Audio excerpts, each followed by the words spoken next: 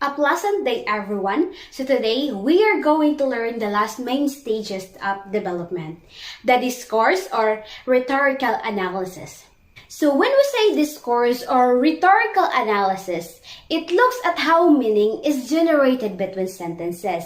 In this, the context of the sentence is essential in creating the definition. Also, it considers all the elements of the rhetorical situation, which is the audience, the purpose, the medium, and the context within which the communication was generated and delivered in order to make an argument about that communication. So moreover, according to Oxford English Dictionary, discourse analysis is linguistics, a method of analyzing the structure of text or utterances longer than one sentence, taking into account both their linguistic content and the social-linguistic context.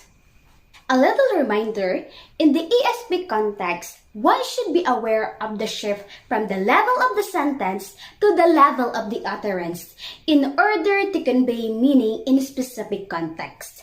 Okay, to better understand this as stages of development, I will provide you an example. Okay, take for instance the simple sentence, "It is raining," and we put it into three different dialogues so that we can see how the meaning changes. Okay, the first one is that, "Can I go out to play?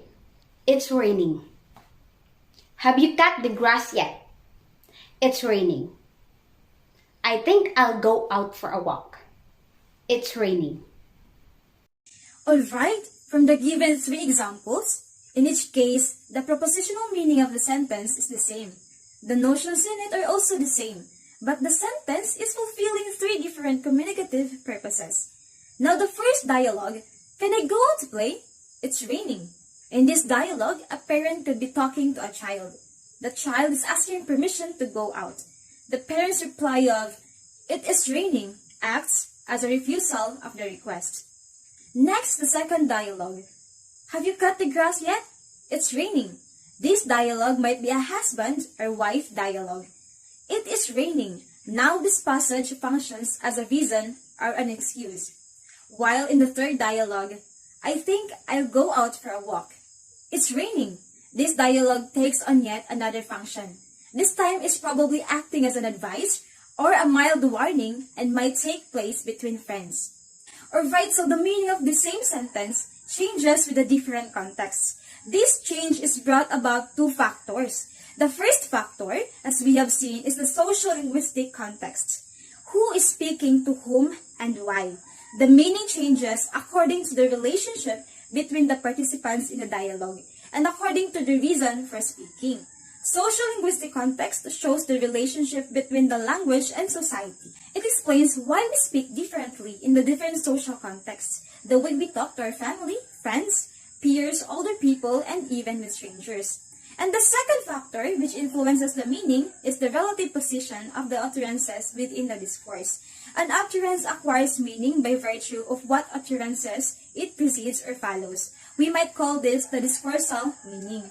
Now, for the example of these two factors, we will take the third dialogue we presented earlier, which is, "I think I'll go out for a walk. It's raining."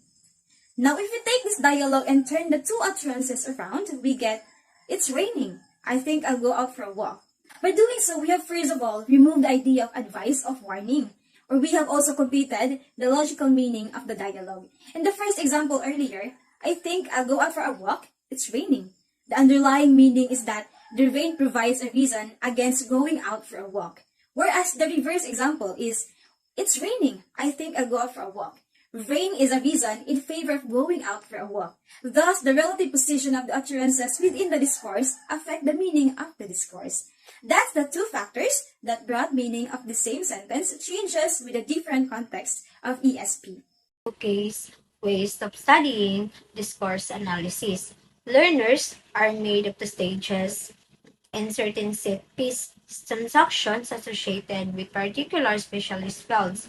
One of the most influential projects of this kind has been the analysis of doctor-patient communication. The second use of discourse analysis in ESP has been through materials which aim to explain how meaning is created by the position of the sentences in a written text. Just like the word it's raining, it has a different meaning depending on the situation. The phrase it's raining could be, can I go out? Have you cut the grass yet? I'll go out for a walk.